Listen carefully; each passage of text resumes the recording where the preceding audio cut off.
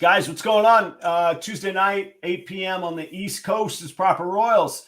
I wanted to just do this kind of cold start with no intro, no show, no anything over the top for just a moment.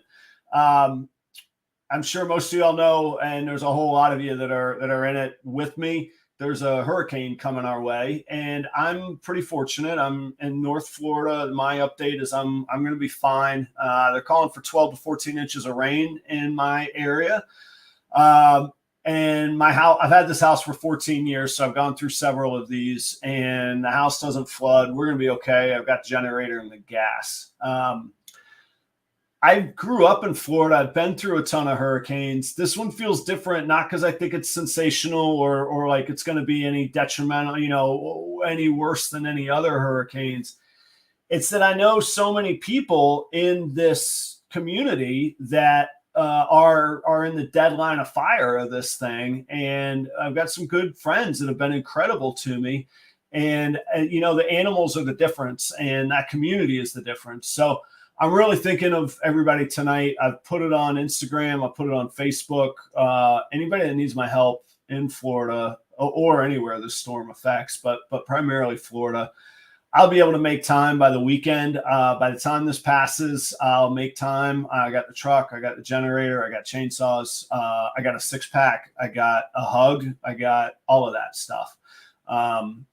You all have been incredible to me. If you're watching this, you've been good to me and you've supported me. So I appreciate it. Those of y'all that aren't in Florida that won't need that kind of help, please be, man, I get chills. Please be prepared to help out how you can, whether it's manpower, whether it's just good spirits and encouragement, whether it's a few extra bucks, whether it's supporting those breeders and purchases and that kind of thing. This is a community, and I'm proud to be a part of it, and I'm proud of all the people that I've met along the way. So thanks for hearing me out. Thanks for all the well wishes. So many of you all reached out to me today. I've been in touch with a lot of people. If y'all are wondering, I don't want to give personal updates on people. I'll just leave it this way. Everybody's got a plan. Everybody seems cool. If you don't have a plan and you're not cool and you need a plan and you need a cool place to be, get in touch with me. My home is open. It's close quarters. We got about 1,500 square feet, non-garage, but that's a lot of floor space. We got a lot of good people. I got a grill. I got a generator. I got a good time. So we're cool. I hope everybody's well. With that being said, let's start the show. Welcome. Thanks for being here. If you've not seen the show before, stay tuned. Here we go. Cheers, everybody.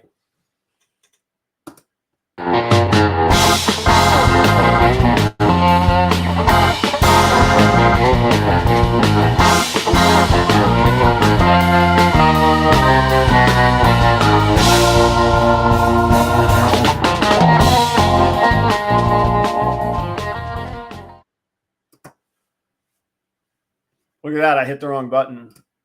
There we go. Hey, good evening. Welcome to Proper Royals Live. Obviously, just had the intro there, but this is kind of the typical show. If you've not been here before, this channel is all about my and my family's journey to becoming a ball python business. And we do the show every Tuesday night.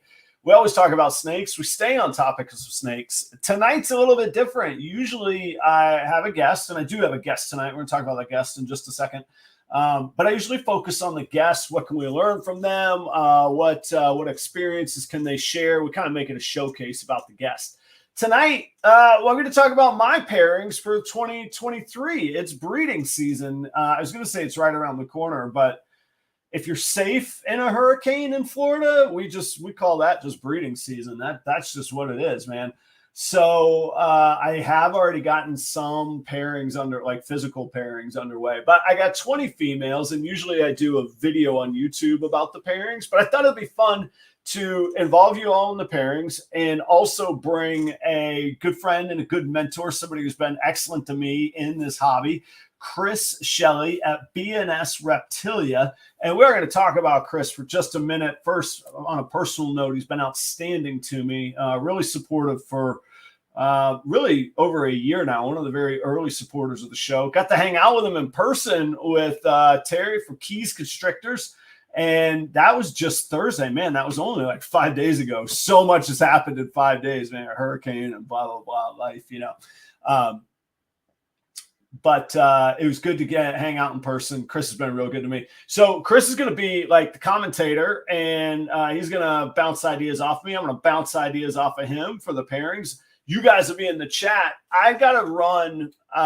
This is almost like a draft. So we're going to have a ticker on the bottom. Those will be the females. And then I'll have a visual list of what the males are. It's almost like draft day. So I've got a lot going on here, like in the studio. So I might miss some of your comments. So Chris is going to kind of moderate tonight as well, but I'm definitely up for your comments and your input. I want to say, hey to some people in the chat. Yeah, Benevolent Reptiles. I haven't seen you before. Welcome to the show. Thanks for coming. Yeah, man, if you could get here from Missouri, you want to come party in a hurricane? Come on, man. We're dealing in a Cat 1 here in Jacksonville on, Thursday night, Friday morning. And like I say, it's nothing to joke about or laugh about, but I do both. Cat 1s, Schmat 1. So we've been through quite a lot. White Widow Exotics, no, just one lock so far, but I did get one of them to lock on the hurricane. I'm gonna rely on that rhythm of the room idea. I got 5 pairings in there. Once one starts, pheromones are flying, boom, maybe some other action will start. Lou Balls, what's up? I haven't seen you in a while. Cheers, welcome back. Who else, man? I'm gonna miss a bunch of you. Jesse, good to see you, man. Thanks so much for reaching out to me this week. We will get together. We were going to get together Sunday. We're gonna get together later. Sunday's probably not a good day to travel in Florida, frankly. So anyhow, I know I missed a ton of y'all out there. Thanks if I haven't seen you before. I really appreciate it. 25 out of the gate, man. 8:06. Thanks for being on time. You guys know I like to start right on time. And again, if you haven't seen the show before, it's really all about the content rather than, anything else. So with that being said, what other announcements do I have? I have and the hurricane just has consumed me this week. So really no other announcements. Check out Morph Market as always. I got a hatchling. I got about 40 hatchlings that'll be for sale this year. So those are constantly being updated as they're ready to be posted. Once they get their meals, once they're healthy, all that sort of thing, they'll be posted on there. I do have clown cutch that I expect to be pipping any moment. It's actually only tomorrow will be day 54, which is early. I'm not cutting it tomorrow, but the mom didn't lay till day 47. Those eggs were incubating inside mom for like an extra, almost 2 weeks beyond what you would normally expect. So I'm expecting a pip anytime. And anyhow, that's really the only announcements. Let me tell you about Chris from B&S Reptilia. I'm going to let Chris tell you about himself, but you're going to get my take. Like I say, he's a special dude to me. He's been very, very good. Chris, full-time breeder, tons of a variety of different animals. I believe primarily ball pythons, but I know he's got blood pythons. He's got boas. I'm going to let him tell you the rest. Very, very insightful guy. Very, very helpful to me. Supportive in many ways. Also, let me get in this plug because it's a pretty humble dude. He is the chipper distributor of cocoa in Pennsylvania as well. So check him out if you're in that area, that Northeast corridor there of where all those, Maryland, Pennsylvania, Jersey, Delaware, all that area there. Chris is a huge resource, and he's been very, very good to me. So please welcome back to the Proper Royals stage, Chris Shelley from B&S Reptilia. Chris, what's going on, man? What's up? How's everybody doing? Welcome, man. What points did I miss? Like, you got to give everybody the introduction, man. Oof. Well, you rounded it out pretty good. Ball pythons primarily, probably about 160, give or take right now. Okay. And then Pituophis, so the pine snakes, bull snakes. That's right. Mexican black kings. As far as colubrid, that's pretty much about it, but different varieties of pine snakes. So like southern leucistics, albino northerns, really enjoy them. They're pretty fun North American species. We do some boas, a couple locality boas, Nicaraguans, Costa Ricans, Tarahumaraans, and then also, yeah, like you said, a few blood pythons. Yeah, and it's you and your wife. You're a duo show. That's about it. Yeah, yep. That's it. No apprenticeships yet have been settled yet. Oh, cool. I don't know. Actually, that's kind of cool. Is that something you're working on? Yeah, I would definitely love to have somebody come in, and I mean, the rat shed is what really takes up a lot of the time, but it can be a 2-for-1 combo. You know, you help out in the rat shed, you earn time in the snake room, so to speak. And yeah, I'd love to. There's a couple young local people that I run into that are going to be buyers of first or second snakes. So, you know, eventually I want to pitch it to them, and yeah. That's cool. That's cool. Is that, and not to get too far off on a tangent, because we do have a packed show, but is that something that you've reached out to like local schools with, or vet places or zoos or anything? Or is that just word of mouth, potential customers, people are interested type of thing? Just word of mouth, potential customers and stuff like that. Yeah, I haven't never really reached out to the schools or anything like that, done any kind of shows. Nah. But when we have, you know, family over or friends or whatnot, it's always, yeah, sure, let's go check them out. And of course, you know, you open the eyes up to so many young kids. It's great. Yeah. Yeah, I love the I had the really good pleasure, professional benefit of working with intern programs for almost 10 years. And it was just fulfilling. It was cool. Even if you helped somebody realize that wasn't for them, they were better off than when they came, you know? So it was a cool thing. So what else, man? I don't want to, I feel awkward having a guest on and being like, okay, now to my stuff, you know, that's, this is really, cause usually if it's my stuff, I just go solo on the show. For everybody that does want to check you out, all your links are down below in the description. They can go right there. You're obviously on Morph Market, but you got B&S Reptilia.com, your own website. People can check you out there. Instagram, of course. Any other hotspots they need to see yet? Not necessarily. We're still building the website and, you know, debating on how much time to put in it yet. You know, we've only been going really like an LLC for a year now. So I kind of just been doing, you know, Instagram and a little bit of Facebook. But ever since I got my new phone, I haven't been able to upload stuff to Facebook. So I really kind of shied away from that and just hit Instagram hard and, you know, just keep talking to people and sponsor some channels and make it through. No, on that, I can personally attest on that way. You've been a real supporter of the community, and I do see your logo, your support, your name out there. And then you do. This is obviously maybe not obvious to everybody, but I don't pay my guests. They volunteer their time. So I'm very, very appreciative. So tonight, I got 20 female breeders heading into this season. This is my biggest season, my third season for everybody out there. Like, this isn't like for me, this isn't something I've been doing for decades and consider myself an expert on. This is my third season. It's incredibly exciting for me, as I hope that it always is.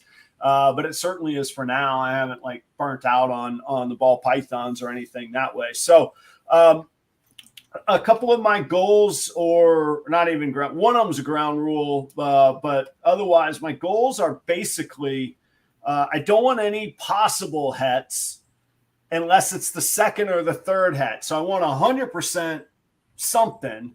Then if there's something else kicking around, that's fine.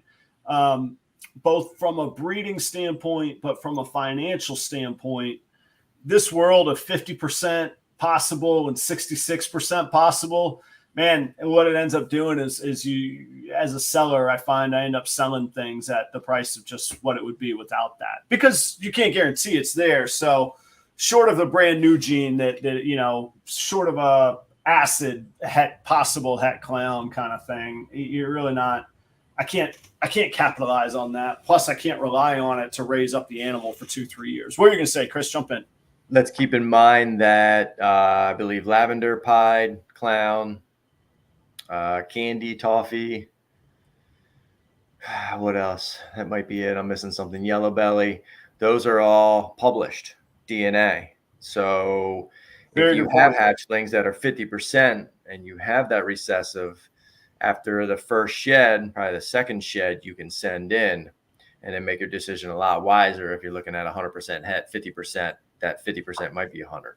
Yes, that for me, I don't think I'm dealing in any codoms yet where it would make sense for me to test them if that were the first het, but a second possible het where I could verify they were double het or not and and build them into double recessive projects. Absolutely. That's a very good, well-made point. Phil, speaking of good supporters of the show, he says, live a little, Adam. Yeah, Phil, I can't rely on the odds that Phil's got the odds mojo, man. That's just all that there is to it, man. I'm going to live a little, Phil. You're going to see the pairings. Not everything's a slam dunk. I'm certainly not at the point in my collection where, everything is visual and double visual. And it's a legitimate everyday person building toward their long-term goal. So we'll see that. So I'd like there to be no possible hets.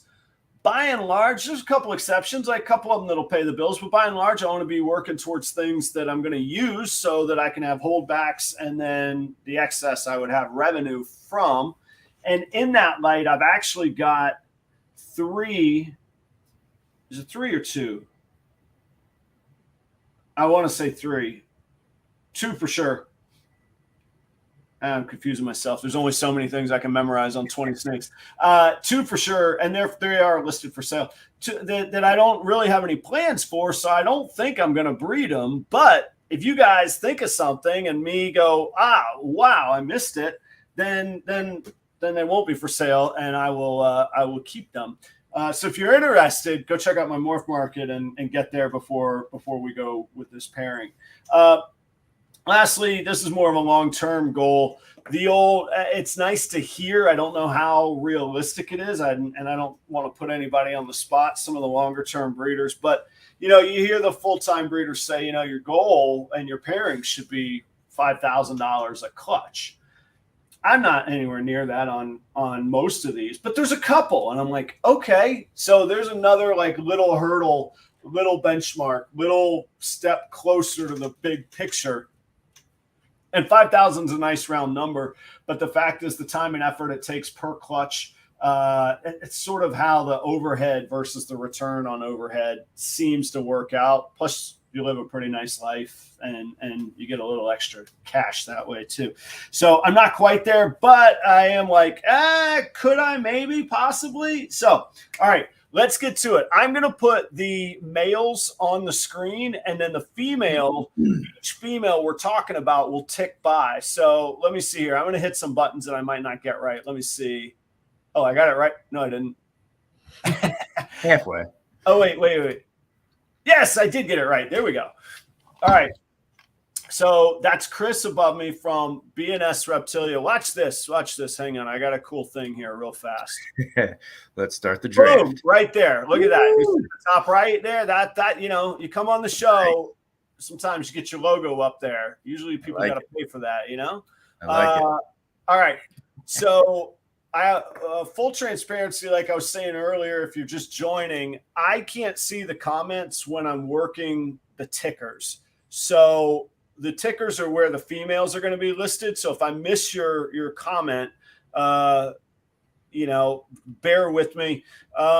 Okay. Shannon says, get out your readers. All right. Let me run through these really, really quick then. Top to bottom, each white section is one snake. Each gray section separates from another snake. It goes recessives, then codoms, then the name, and whether it's a proven breeder. Those are your columns, left to right. Top to bottom, I got a banana pied male. Then I have a super pastel pied hypo. That's a double visual recessive. Then dude I call Strike. He is a pastel clown, and I'm convinced there's something else in there. I don't know what. Mark from 403 Fauna's got one of his babies from last year. We still don't really know what's going on there. Next is Johnny. He's an Orange Dream het pied. Behind Johnny is a pastel Enchi double het pied het candy. Very cool. Beyond that is a confusing name of letters and numbers, but simply a fire het VPI. These are all the males that we're working at play. Rook is a yellow belly Enchi het pied. That came from Justin's collection. He is for sale though, so he might be a backup, or unless I get a great like epiphany, I'll take him down for sale. Nobody's spoken for him. Next, blackhead het genetic stripe male. Beyond that is Monty. He is a lavender and het pied, 100%. I got him from Georgia MD. Trust him completely. Visual lavender, het pied for sure on that. Then I have a banana female maker. That's a holdback from last year. This is his first year, and he could have something else. He came from that. His dad is that pastel clown I was mentioning earlier. He is het clown. And then I got Angus, who is an acid visual, obviously visual. That's Kodum, 50% het clown. An Enchi clown visual will be his first year as well. Enchi visual clown. I have a double het clown het ultramel first year breeder. I have a triple het lav pied azanthic. Those are all hets: het lavender, het pied, het azanthic. His name is Kumba. He's from Tampa. That's the roller coaster at Busch Gardens in Tampa, Kumba. And then last but not least, a little one I haven't named yet that is also his first year. That is a fire Enchi leopard visual hypo. Those are my males at play. Those first year breeders are borderline on weight. All of them are up above 500, except for that hypo at the very bottom. That fire Enchi leopard hypo is not yet. So, but I got a lot of females that heck, I've still got eggs in the incubator. So I got some that'll be late season pairings that he can catch up with. So we'll walk through that. That's the list. We'll leave it up there the whole time. Phil, that gets you an interruption. Thank you so much, man. I really appreciate it. Jeez. All the donations always go, all the support financially always goes to feeding the snakes. So that'll go to the rats. And thank you very much is what I want to say. Let's get to this pairing. There's going to be some things we just can't do on the screen in real time, but I will keep track of how many females they're going to. We obviously, I don't at the moment have an ultrasound. I intend to by the end of the year, but I'm not going to wait till the end of the year to start the seasonal pairing. So with that being said, kind of 3 to 4 females is really where I'm going to cap it out. And that's why, because I think there's 15 males on here. I got 15 males, 20 breeder females, a little heavy on the males, to be honest, but we can spread them out. All right. Nothing wrong with extra males. Keep that in mind. Yeah. You got first years coming up, man. Yeah. I put some of them in already today, just capitalizing on the hurricane pressure and all of that. And man, it's like me at the middle school dance, man, way back in the corner, away from the action, man. There's nothing. So we'll see. Maybe they pick it up over the evening when, picking up on everybody else. Let's do this. Let me get the first one up there. So the first female is a cinnamon, and I put possible orange stream, possible yellow belly. She was sold to me that way from a guy who's actually a good breeder and pretty well known, but I bought her as a hatchling, and man, I just don't see it. Maybe it's in there, but cinnamon is really what I am relying on. So my thoughts for her are, let's make some stacked hets. She got no hets going on. There's not going to be a recessive coming out of her. So what could I stack and what could I get the coolest combinations from?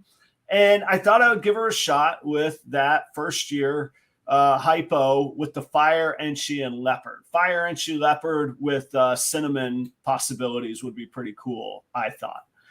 What's your thought though, Chris? What am I missing here? What am I, the other option is going with that, another option is going with that super pastel pied hypo. Get double hets, but they'll be pastel cinnamons are the best I would get on that.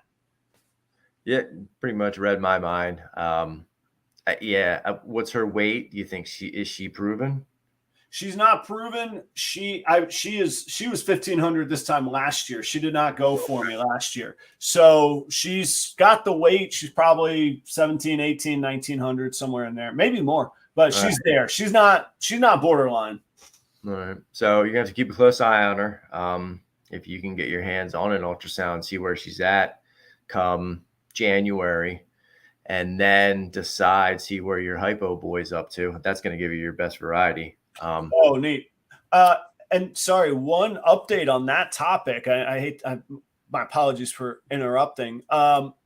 Jesse Music has offered a hurricane got in the way. The Sunday get together was going to be him bringing his ultrasound to ultrasound my females, which is amazing that somebody would offer to do that. So I might have a little better insight. So you're saying if she's ready to go bang bang, well, we better just go with the double visual. Depending on how far millimeter building she is. I don't think when you ultrasound her, I don't think she's going to be at 30. Right. You know, if she's at 10 to 15, then you're dealing with about a 3 to 4 month window. Yeah. So that's what you got. I think that's how you have to approach that. I mean, if you want the multi-codoms, that is pretty wicked. You're going to have a tough time IDing, especially if you're not positive OD and yellow belly in there. You'll have to send me some pics of her next time, sometime. Yeah, I'd be glad to, matter of fact.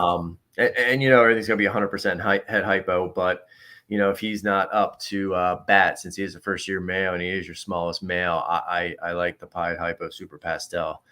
You might get pewter double hats, but I mean, what else is your better option? What else you build towards? Yeah. Yep. I'm with you on that. Yeah, maybe the ultrasound will give us a lot of insight, because you're right. If I can hang out till January, the little dude, he'll be there. I mean, he eats great. He's just young. That's all there is to it. So yeah, and if she's not building, you might be able to hang out until February, March, until you need your first lock. You know what I mean? If she's still at 25 mil, then you still got plenty of time to lock him twice with her. Yeah, that's true. That's true. And you don't want to put him in too early and shy him down and then have him shut down on food. So if he's hammering food, just let him keep hammering food and go by what that female's telling you, not by. Yeah, that's a really good point. I forget the offset balance that they do that sometimes too. You throw him in there too early and he shuts down on you, you're screwed then. That right there is worth the price of the logo in the corner. That is why I invite people on the show, because I'm going to learn just from osmosis contact of the conversation and learning these things. So, okay. All right, let's move on. We got a few more to go, obviously. And by a few, I mean lots. All right. The next one is a female Enchi. She's for sale. She's huge. She's I don't know. She'll be by the time she ovulates, she'll be 2,700 grams, man. I mean, she's a big girl, but this is the perfect example. I don't think I'm going to pair her. Unless there's something I'm missing, that if I could use her to make a bunch of acids and acid Enchis, that would be cool. It's a first year boy. I want to prove, spoiler, I want to prove whether he's het for clown or not I want him using his resources smartly, kind of deal. But what's your thoughts? I don't want to poison the well on your thoughts. What's your thoughts on the, just a big female Enchi? She's for sale. You got to kind of see if you do hold on to her, what's going to bring you the best value, in the long run. Do you want to pursue Enchi in your clowns? Really good point. Yes and no. No, in this instance, because I've got 3. I have a Enchi clown female, super Enchi clown female that will breed next season. They're my holdbacks. So I've already got, I feel like I'm flooded on Enchi clowns right now. Yeah. Oh, and the one in the the clutch in the incubator. I'm not even planning on holding those back. That's a pastel Enchi clown clutch. Okay. All right. How about, are you leaning towards anything in the Starburst or that realm with the lavender? With the lavender, that's interesting. Dreamsicles. Yeah. Oh, yeah. I could Really make some Enchi double hets, huh? Well, you can make some Enchi 100% left, 50% het pied, but correct. Till then, that's all that those genes are all published. So you can have a litter of Enchi 100% het levers, 50% het pieds, send your sheds in, and know if you have the 100% double hets. If that's something you want to pursue down the road, because Enchi and Dreamsicle is a no-brainer.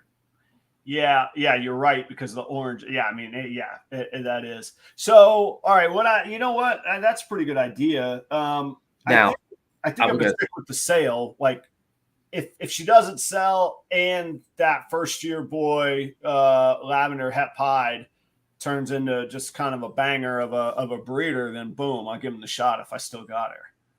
And I definitely feel your young male, your Hypo Fire Enchi Leopard is definitely a good backup, because Hypo is something you want to work with in the future, correct? Yeah, I'm loving Hypo, and you're right. I mean, they'd all be het Hypo, and I could improve what I've already got. I could hit the Super Enchi Fire Leopard. Correct. So that I think that's a good standby as well. And third is your good old standby pied Hypo boy. Yeah. And she brings pattern in, and if you're working that combo, you want pattern in your pieds. Yeah, it'll bring the pattern in, and a lot of people are I kind of get it and agree sometimes on backing off on pastel, but in pieds, I'm loving the adult pieds that I have with pastel in them, man. So that's pretty cool insight. Well, guys, if she sells, great. If she doesn't, and she laid in May. That was my first clutch of the year this year. So she's proven, and she's going to be ready like end of another month. I'm going to be, in regular pairing rotation with her, particularly depending on the ultrasound. I was going to say, definitely get an ultrasound on her by the end of January or December. Yeah. Oh, well, yeah, that'd be 7 months in. Yeah, for sure. Yep. So, all right, hang on. Let me make that note there. Even January wouldn't be bad to get the ultrasound on her. February, March, April, May, you still got 3.5 months. Yeah. Yeah. Well, and she would. Yeah, March. Yeah. Well, yeah. If she ovulates in March, then she's right on pace anyway. Yeah. You know what? The dead of the winter, I'll just tell my wife I have to fly down and ultrasound your snakes in January. It's cool. That's good, man. We don't even have to have a hurricane party. We just have a party. We have an ultrasound party. That works for me. I'm down. I wonder if I could write that off as a business expense. I am pretty sure if we discuss business and build some business, then yeah, by all means. That would be a fun weekend. I guarantee it, my man. I guarantee it. All right. So, all right, and guys, I promise these females pick up steam. I'm getting out some of the baselines here to go. So, okay, everybody, Kike, here's your chance, brother. The normal. This could be a super normal. This could be a super classic jumble type. There it is. What are we doing here? I mean, she's for sale. I think she's going to be better in somebody else's hands. But what am I missing out on here? Yeah, I'm with you on that. The only thing I could see that she could be useful for is depending on how deep you wanted to dive into the Hypo pied. Because, I mean, let's face it, female double het Hypo pieds, if you're working that project and you're trying to hit more Hypo pieds down the road, you know what I mean? Yeah, that's true. And I don't rely on this kind of thinking, and I don't want to, but Hypo pieds kind of getting the press right now. They're going to for this season. Absolutely, so far. From a financial standpoint, that could be cool. If I find out my acid is just a banging breeder, I would love to have as many acids as possible. I would prefer them to have another codom in them so that I'm advancing. But again, from a financial standpoint, but then again, I could get all normals if I put the acid in there. I agree with that. Acid is a hot one to go right now, but you're not offering anything with it, but I like that as a backup to anything if he's breeding, because it should sell, whether it's just a straight acid or whether it, acid male or female. If it's a female, hey, maybe that'll sit in the holdback rack. That's right. Yeah. I mean, I wish right now I had 10 acids right now. But now let's also keep in mind that bananas sell.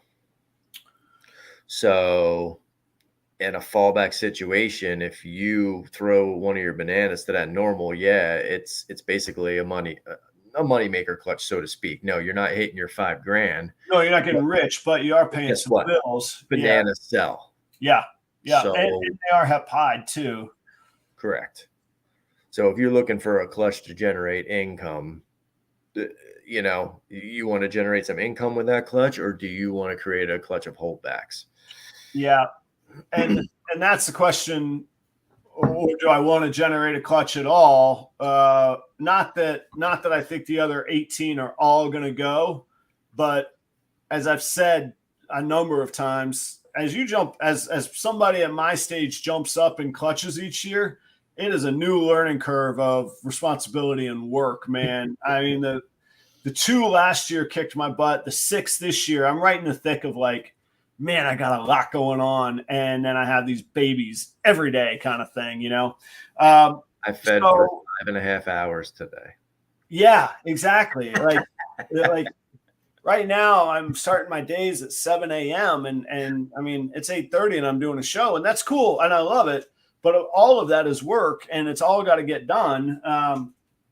So, all right. So I got a normal for sale and the Enchies for sale. If they don't sell, I like the banana idea, pied. I like the double het, or not the double het pastel idea. And I would love the acid. I just dread the idea of missing on the odds. You know what I mean? Yeah, absolutely. But that's playing the game. That's the name of the game.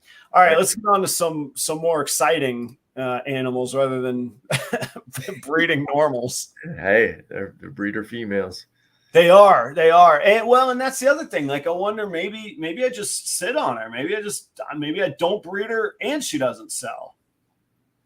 I got the normal, All right, Jenny. Jenny is the first. I've had Jenny longer as a breeder female than any other snake in my collection, and she has never once given me a single egg. Not once. 2 years of not going. She is huge. She is about 3,000 grams right now today.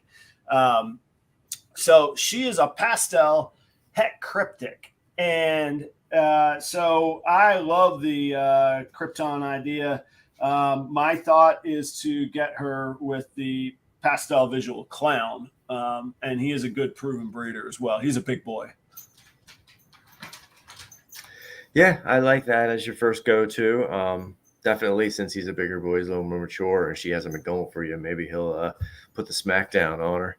Well, the only problem is he's the one that she hasn't gone with for 2 seasons now, too. Should I switch that up? Now, he has produced others, so I don't know if it's her, if it's the timing with him, if it was just ships passing of when he took, or when not. I don't know. Right. You have some visual clown females, correct? No, I do not. I only have het. I only have het clowns until next year. I really want to prove that acid boy out. Yeah, well, I'm going to put him with the het. I think. I mean, you might talk me out of it, but I'm going to put him with a het female because I like her codom too. And so even if he doesn't prove or I'm uncertain about it, I'm still advancing the acid codom with another codom. All right, so I like your Enchi clown just as well as the pastel clown.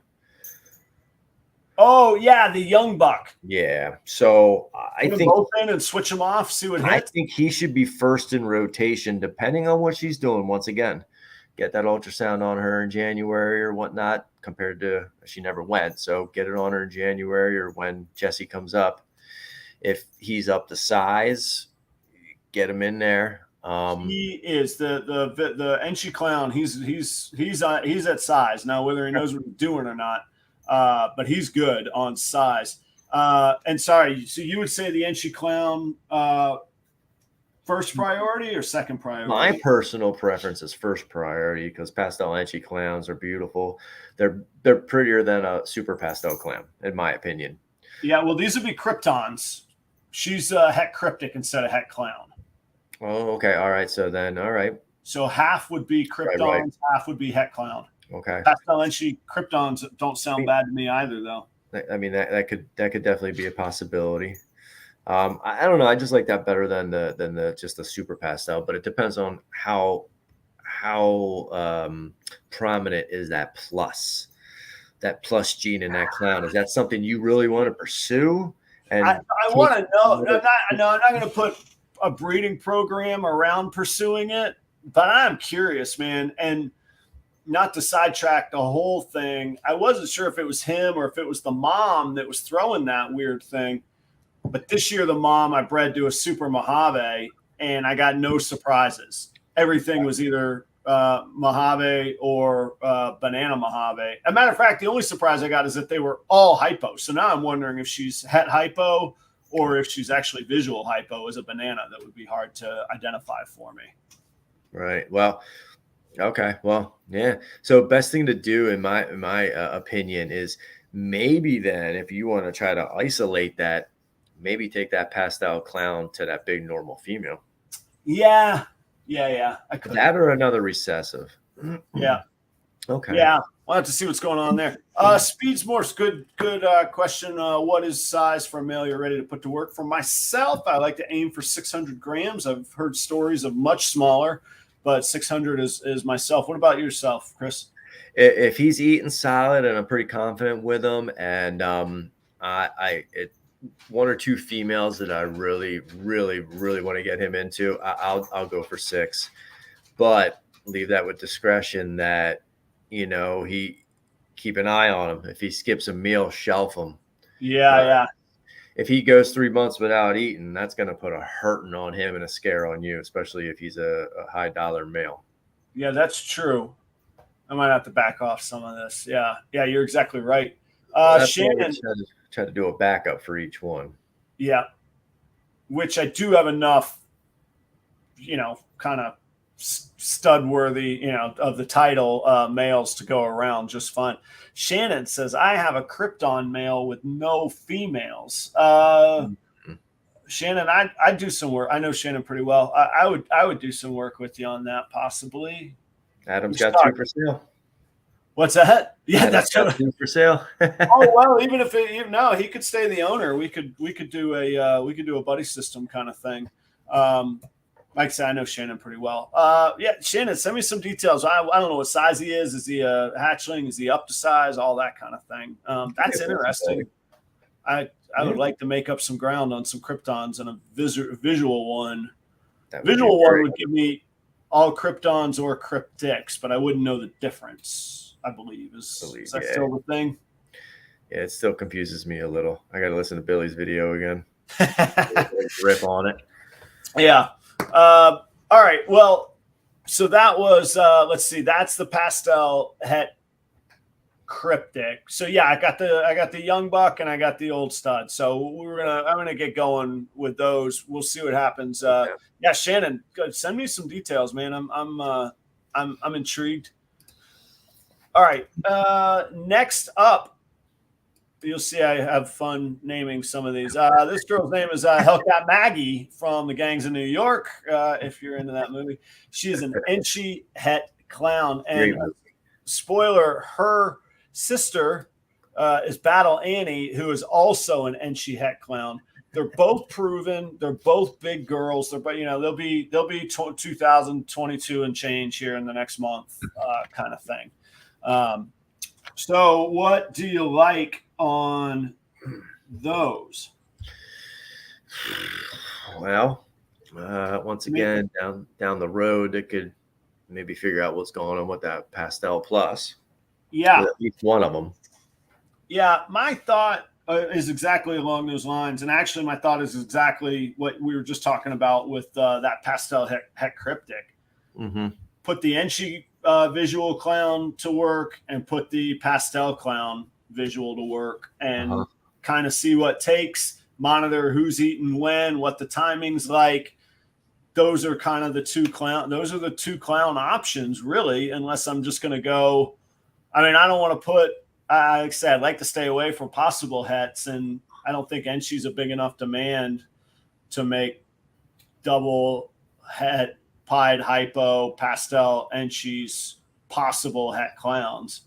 Yeah, not unless that's something. I mean, you can get them tested, but yeah, that's true. Not unless that's something that you really want to work into your collection. Are you going to pied clowns as well? No, not really. I mean, from a financial standpoint, they excite me, but otherwise, well, I take it back. Ken, who I think is in the audience still, Ken produced. I wasn't excited about clown pies until I saw Ken's. Man, maybe. Okay, yeah, maybe it's a good thing keep for that us in the back of your mind. Yeah.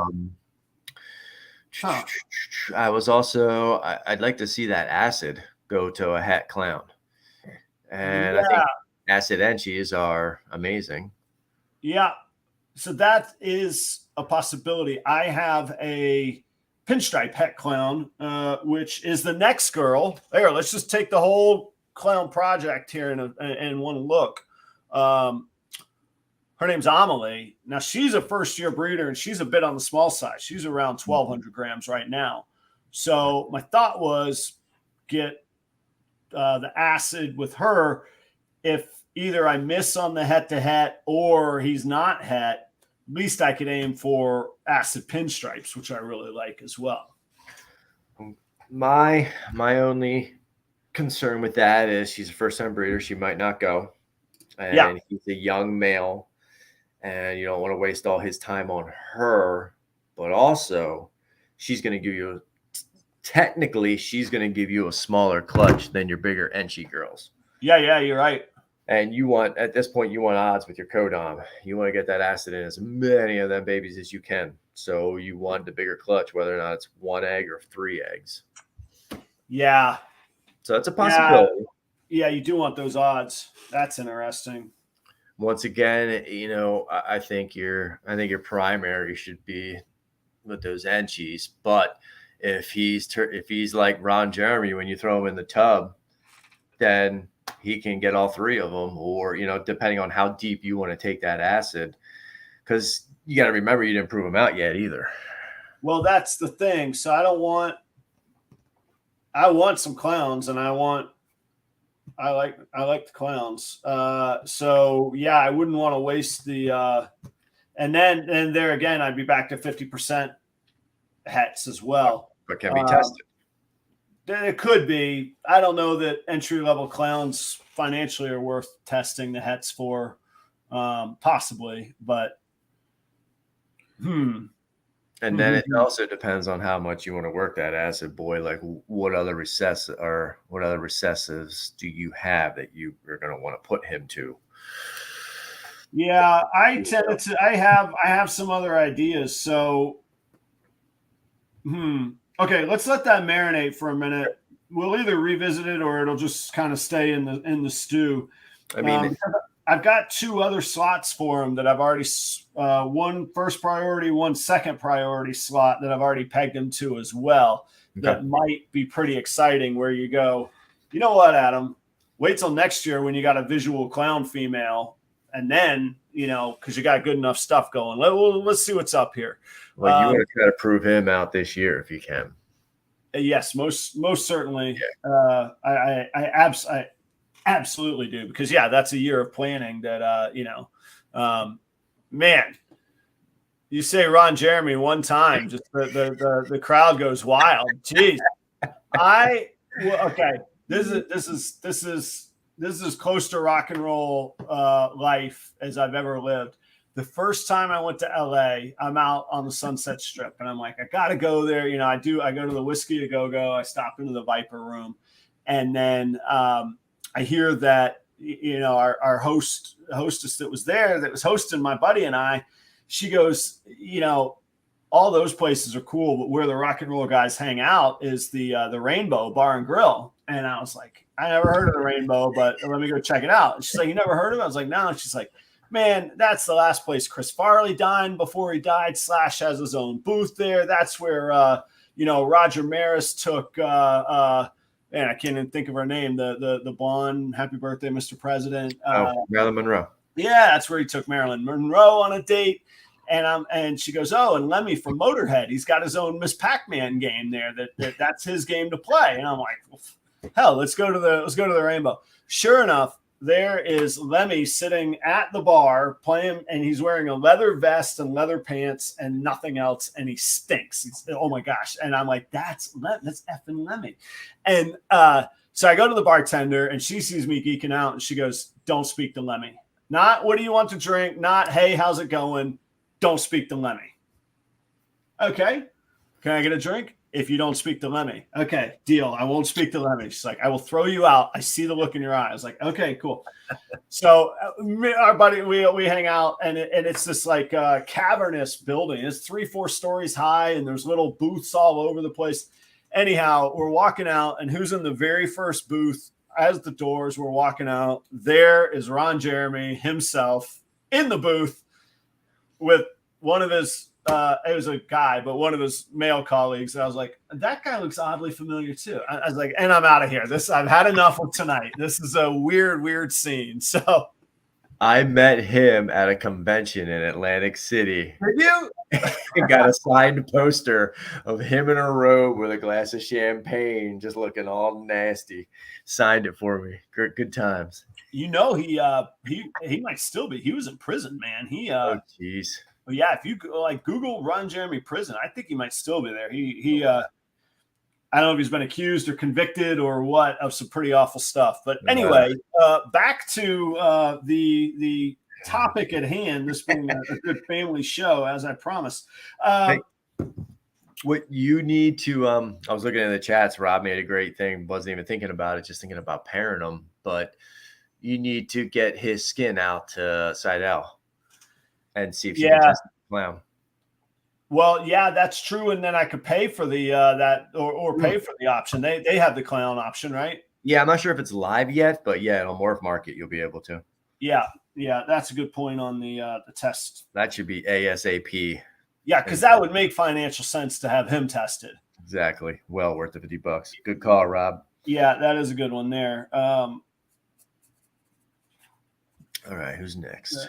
So who's next? So we got on these het clowns. I pretty much know. I got a young visual. I got a proven older visual male, and then I got this acid possible het clown that I want to try and figure out somewhere. And you're right, getting him tested would make sense to do. So let's let that percolate while we look at some of these other things, because that acid is going to come up again. In the meantime, he's not going to come up here. In the meantime, is Nyx. Nyx is a visual VPI axanthic, but she doesn't have any other codoms. And she is well up to size. Also did not go for me this past year. However, I did get her. She is locked as we speak in a little hurricane party of her own right now. Yeah. So she has been paired with the fire het axanthic. It's a fire party. What's that? It's a fire party, not a hurricane. It is a fire party. Yeah. Fire fest right there in the middle of the hurricane. He sired 2 fire axanthics this year that were just gorgeous. And that was a het to het. So if I could get him to do that with a visual and double up the odds, I'll be thrilled. So he is there. And then kind of same situation is a normal het VPI axanthic female. I'm back to pairing the fire to her as well. Really, any other breeding I would do would just be to produce hets and then a possible het. So I'd rather produce possible visuals with go for some more visual fire axanthics. That's definitely the no-brainer. If you want to be daring, take Kumbo to her. Oh yeah. Well, he's unproven young buck, or I'm not saying rock Depends chair. on what you're going for. Yeah, I'm going to prove, and that's the only 2 females that he would be with as well. So I feel pretty good about the mix, especially since they're right back at it. They're having a good old time already. So that one, not too much discretion needed there. I mean, it's pretty much decided. This one's similar situation as far as decided. That is a female blackhead het genetic stripe, and I have a male blackhead het genetic stripe. Didn't happen last year, generated a lot of interest. They lock like crazy. They both eat like crazy. They, just didn't happen, didn't take last year. So there we are. I agree. I like that pairing. My only thing is if she doesn't lock this year by September, you need to send the pair to me. Oh, yeah. I don't know that I can afford the logo anymore. That's the real problem. I mean, let me change. Yeah. Jesse says he agrees with the triple hets pairing. Really? Wow. So go het axanthic to triple het axanthic pied lab, huh? There's an interesting sociological study too of people's personalities and what they're willing to gamble on and risk tolerance and risk reward equations and formulas that people go through. And she blackhead. Hang on, Brandon. Yeah. Brandon says, this is interesting. I do that or the Enchi clown and make Enchi blackhead het clown possible het. Enchi blackhead het clown. That's pretty neat. They're nice, but your probable het G stripes right now, I don't think there is a test. Yeah. But I want to go for that blackhead G stripe, but let me tell you, if she misses this year, I'm putting that male on the shelf. Like fool me once, okay. Fool me twice, yeah, I hear you. If there were, I wish one of them were a super, because then I would alternate them. Then I would just go. That's an intriguing enough possibility. I would just alternate them, but I don't want to not know who the dad is. Yeah. So all right, that's the blackhead genetic stripe. Now then we got. Here's some pretty cool action, I think. Next few are pretty neat. Hang on a second. I'm trying to work banners and comments and all of this stuff all together. I got an Ultramel pinstripe. She has got to be 1,800, 2,000 grams. She did not go for me this past year. So she is ready and wide open for possibilities. I would love, like a dream, to get the acid to her and get acid pinstripe het Ultramels. And then if I know he's het clown or not, especially if I could get double hets, because I have double het Ultramel clowns in the holdback racks coming up the size next year. I'll start breeding those together, double het to double het next year. But to have an acid double het would be I'm saying. Beautiful. Get an acid pinstripe double het. Yeah. So that's my restaurant P1 is a first priority. That's my P1 for acid. If he's got any juice anywhere, that's who I want having it.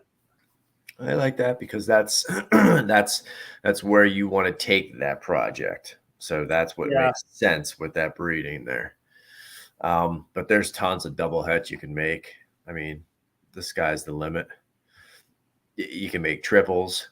If that acid boy isn't up to the bat, you can make some triples. That actually is what I have written down as my P2 would be the super pastel pied hypo. Nice. Yep. And that would be, I mean, and that either of those pairings those would be my closest approach to a potential 5K clutch, with either the triple hets with the pied Ultramel hypo or the acid Ultramel het Ultramel or acid pinstripe het Ultramels. Double het. Potential double head. Yeah, if I hit the double heads, geez, yeah, then I can. Yeah, then it's really really solid. Let me see. I'm trying to decipher the comments. The females, all the VPIs I had are only, one is a visual VPI. Right. Hang on, let me go back. Brandon was saying take that VPI to the hypopod and make triple hets that way as well. True ghost pods. That's stupid interesting. Yeah. So that's another avenue. But Xanthic, you have to debate on where you're taking these projects. If you want to get the Xanthic hypopod, it's a no-brainer for the long run. But if you want to produce a clutch that's going to make you some money or some holdbacks, then the visual Xanthics. You know what I mean? It's a thin line. Is everything you breed to hold back, or are you trying to generate income from certain clutches? Ideally, I'm interested in something out of every clutch, and then the excesses would be to sell. I do not want to hold back everything that I breed, by no means. Right. I don't think. I guess depending on what I hit, I would. But in general, philosophically, I would like to be using everything that I'm running. Brandon, that is. I'm trying to think of a good game show analogy. Like, what's the opposite of no whammy? That's the opposite of no whammy. Like, you nailed it. That is going to cause me to think. That right there is another one of the examples of why I do this show tonight. Wow. Xanthic everything, Jeremy says. How'd you guess? Yeah. Well, the trouble now is that she's the one that's locked up. So maybe I alternate the double visual with her, and then it's sort of a no loss, win-win situation anyway. Well, yeah, I mean, you should pretty much know from that. You get a whole clutch of normals. That's the thing. If it doesn't have pastel, it's 60. It's het. Yeah, I mean, if it's pastel, it's triple het. If it's not, the pastels, none of them would be visual Xanthic, but they would all be triple het. Right. Non-pastels would either be het or visual. Or visuals, yep. So it's an option. Yeah, that I'd have to see how many females and where and when I'll have either my hands on an ultrasound or have an ultrasound.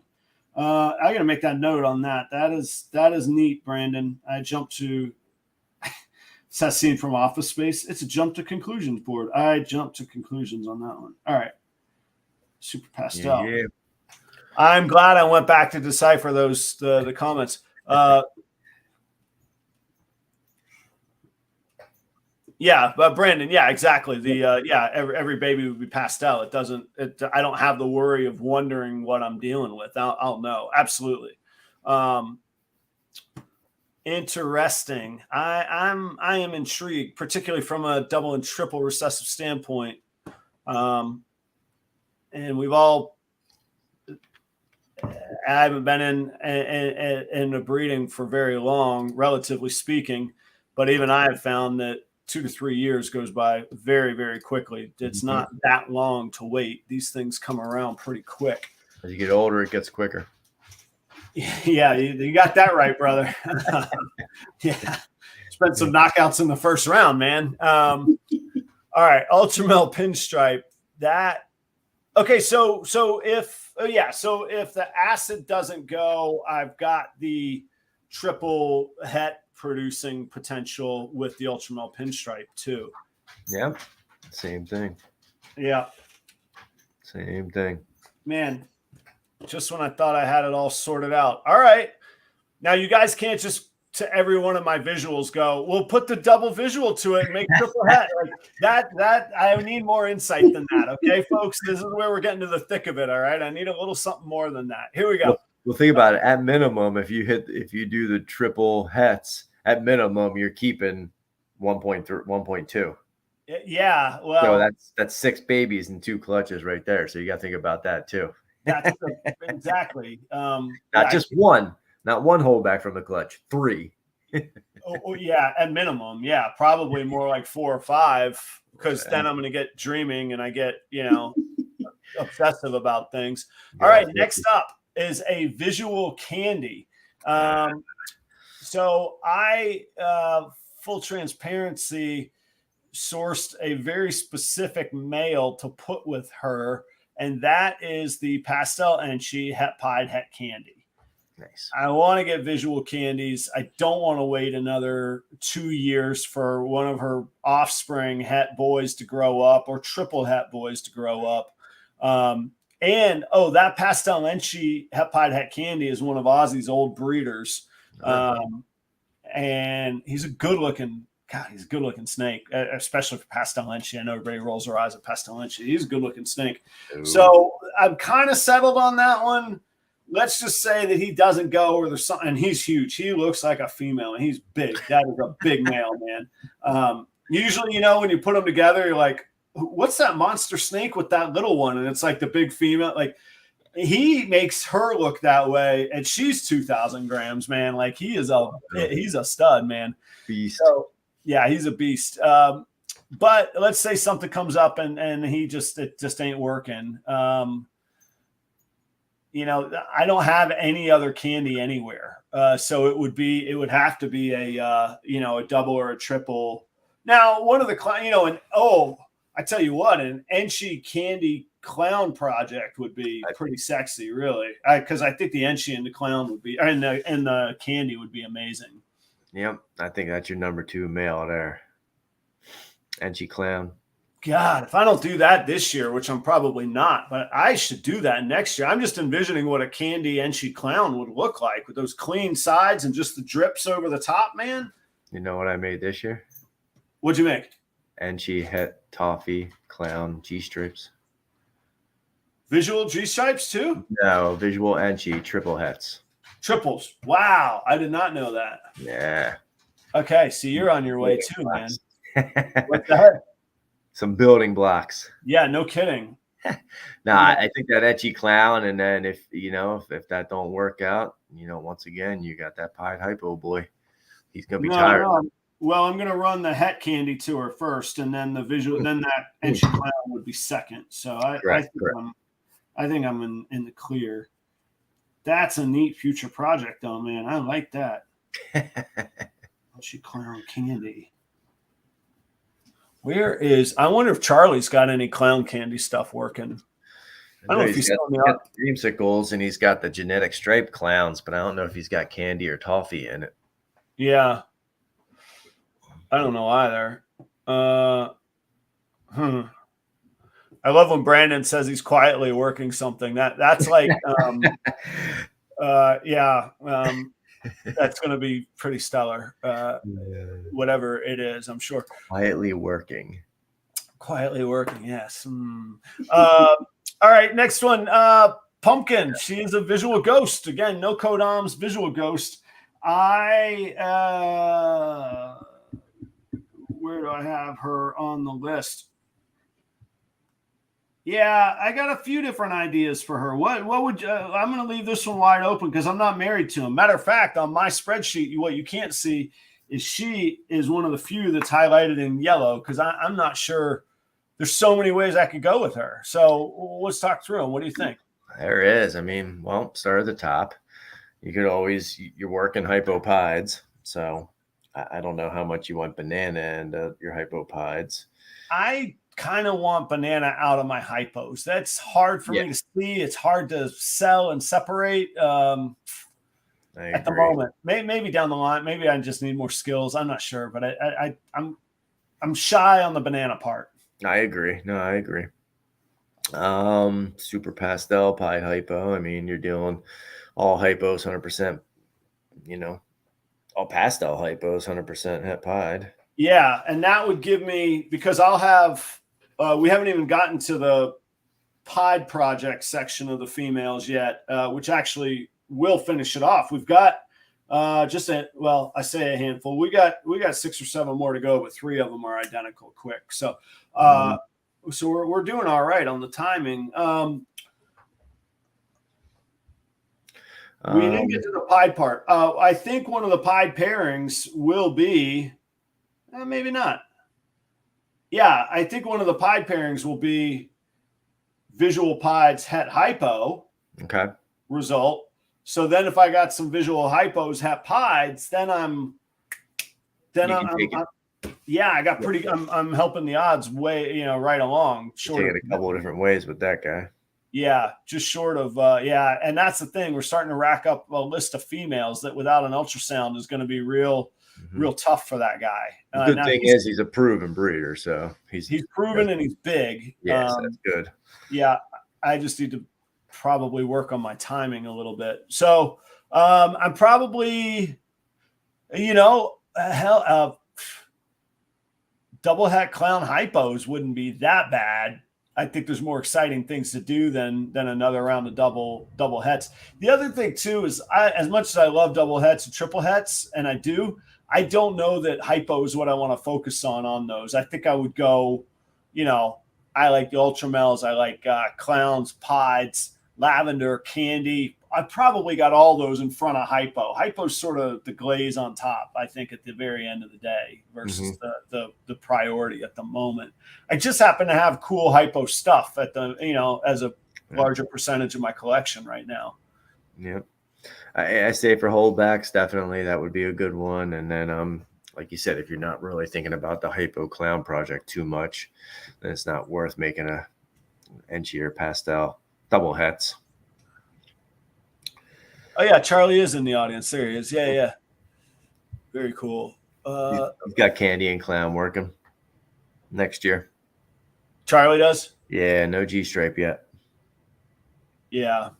I see. Again, if I'm gonna go chasing double hets and I'm gonna build for the future, it's probably not clown hypo. It's probably clown ultramel, clown candy, clown lavenders. Man, those things look great. God, talk about Phil and his stuff, So, all right. So then back to the hypo then. Do I just make, so here's the other problem.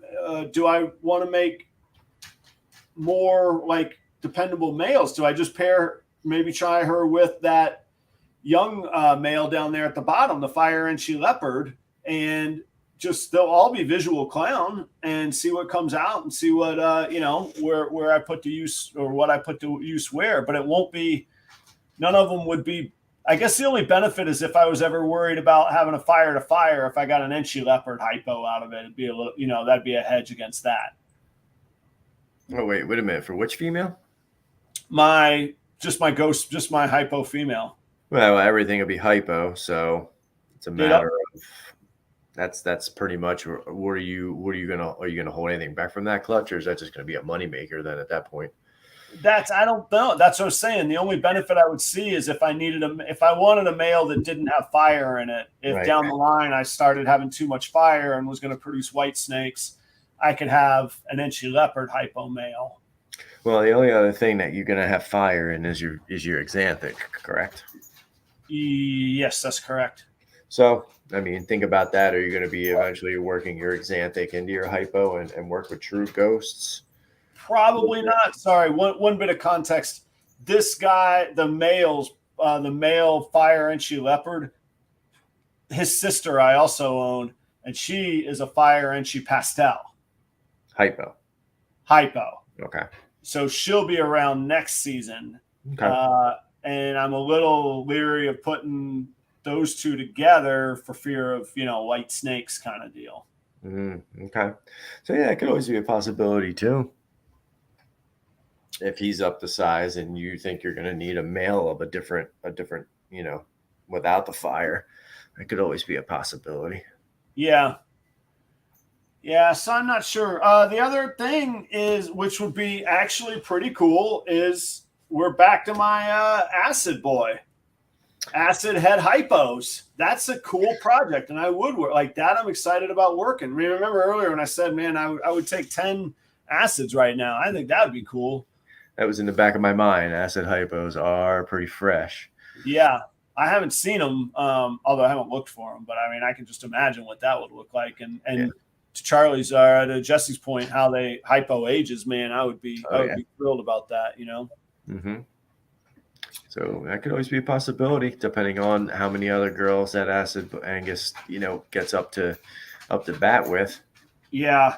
Yeah, I'm gonna have to, because that is your premier co-dom that you wanted to make a bang with this year. So yeah, and I just don't want to put too much riding on him, not knowing as more time goes by, the stronger he'll be. But you know, this all comes down to your females when you get that ultrasound.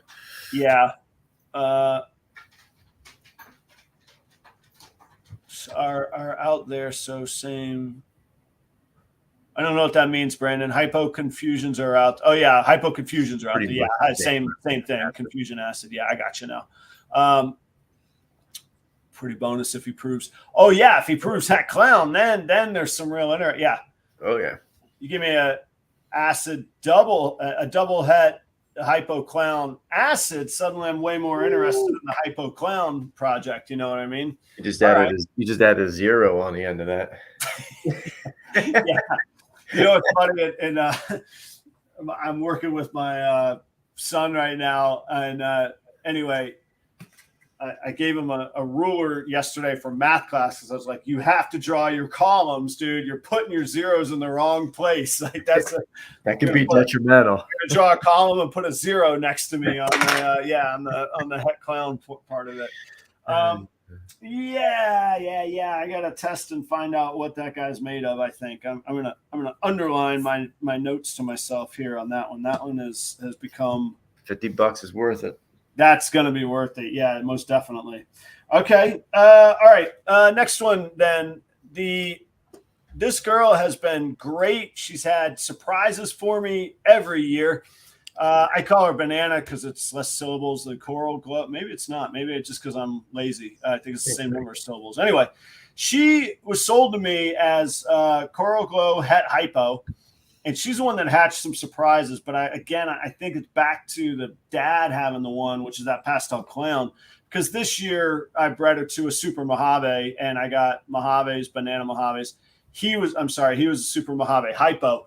They all came out hypo. So I don't know if I like 7 of them. I don't know if I hit the odds that great or if she's actual visual hypo.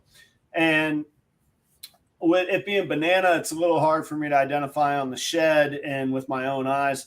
So Kai gave me a good idea. And what's the disclaimer? Like, we're going to say that this is hypothetical instead of actual. Don't try this at home. Kai might have hypothetically mentioned that when I see her going into blue, to take a Sharpie and circle where a prominent black spot is on her, so that when she sheds, I'll be able to see if there's a spot inside that Sharpie circle or not. If there's not a spot inside of it, that should make her hypo with a clear shed. So you didn't hear it from me. Do not go writing on your snakes in Sharpie, but my snake may or may not have a Sharpie circle on her right now, hypothetically speaking. Nonetheless, so where do we go with her? I mean, a beautiful looking clutch would be that bottom boy. You definitely prove her out if she is a visual hypo. Yeah, and they'd all be. Oh wow! Fire edgy leopard banana hypo stuff. Woof, dude, that'll fly off the shelf. Yeah, all female makers on the baby for the males. Yeah, that's interesting. And you hit some females, you might want to keep one of them back. Yeah, I would. That would be pretty powerful. Visual hypo leopard enchi. Jeez. So my initial thought was, man, that's great. Again, why we have these conversations and why I invite other opinions. My initial thought was the pied hypo super pastel, because then I could get banana pastels, visual pieds. No, excuse me, all visual hypos, and then het pieds. Yep. That I think, either one of them or both. It absolutely comes down to what would be more valuable to you in the holdback. Yeah. Which way you want to take each of those projects? Do you want that? Do you want banana in your hypopie projects, or do you want the hypo banana in the long run with the females? Or who knows? You just gotta kind of evaluate what looks better for you in the long run. But either one definitely sounds good. And you'll prove her out because they're both visual hypo. So you'll know. Right, I would know. Yeah, if again, if it'd be, I would know right away. Yeah, two perfect clutches in 2 years. I'm going to call her proven.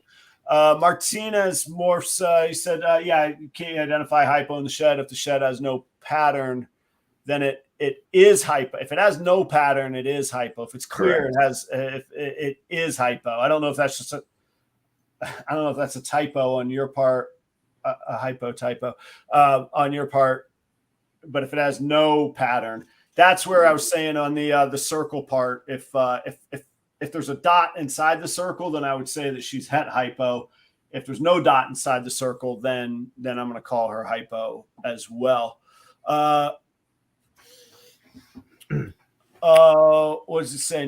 Brandon says, I'd get all the oh man, you're going second level on me. Brandon says, I'd get all the combos in the hypo to have a girl coming up for the acid het hypo.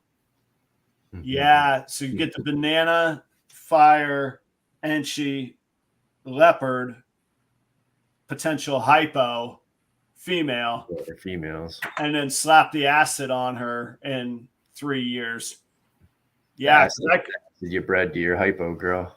Right. And I have a couple seasons to try that too. Oh man, I'm going to have, you know, what's funny? I rarely I can't say that, re-watch my shows. It's a little bit of a weird thing. Like, it just feels weird watching myself, you know. I am going to rewatch this tonight. I'm going to have to just reconsider a lot of things. This is killer input, everybody. Thank you so much. Patrick Saunders, what's going on, man? I'm so glad to see you talk about early supporter, man. I remember when I had like 6 subscribers to the whole channel, like to everything, way before I was doing live shows. Patrick was just showing the love and giving the support, man. I really appreciate it. See him everywhere. Patrick and Elliot. You see those guys everywhere, man. Hey, Kike, man. Like, I don't know. Yeah. I don't know. Thank you. Is really what I'm trying to say, man. He's just everywhere. Yeah, fantastic. Martinez Morphs, I don't know if I've seen you before, but thanks for hanging out tonight. I really appreciate you checking out the show and being here. And definitely keep hanging out. Yeah, I got you. That's what I thought you meant. And then I was like, man, now I don't know if I'm confusing myself or if something came up there. Yeah, no pattern, hypo. There we go. We got it.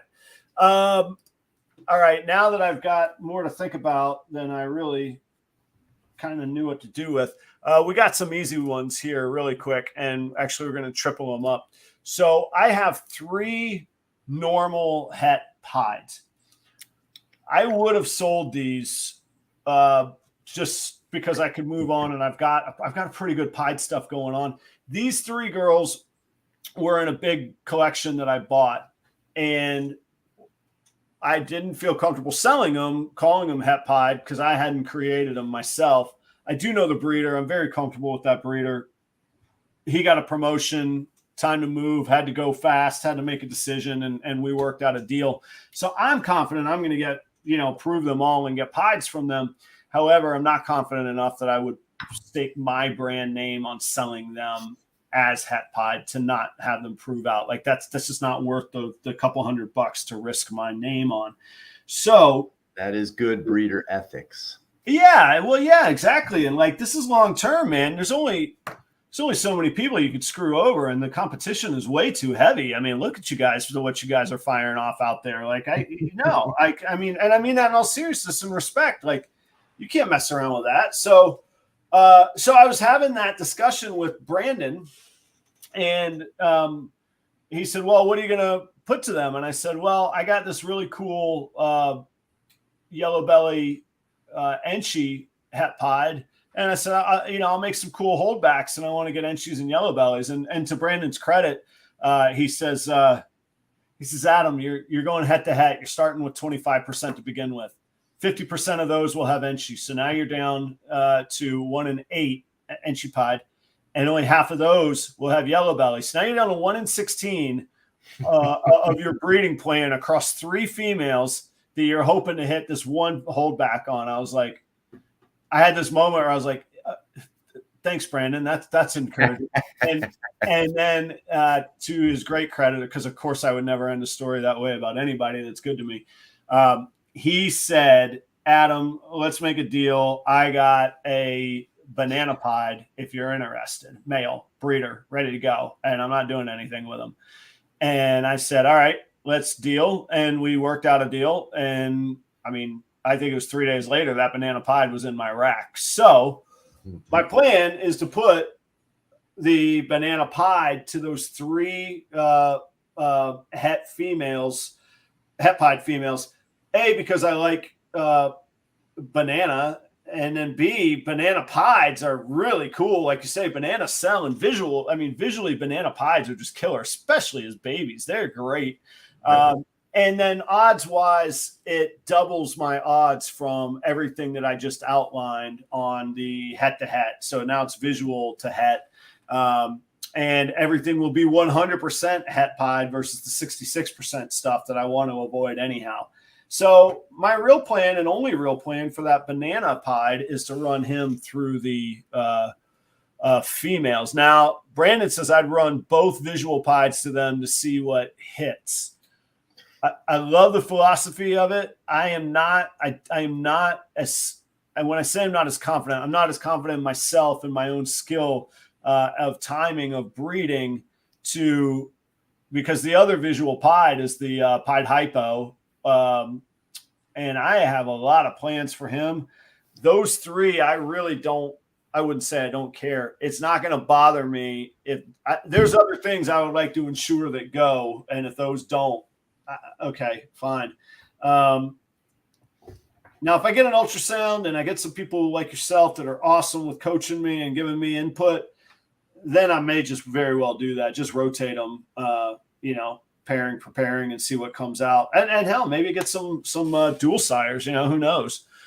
Because that would have, as we've covered many times, they would all have pastels if they're from the one. And if they're not from the one, then they're from the other.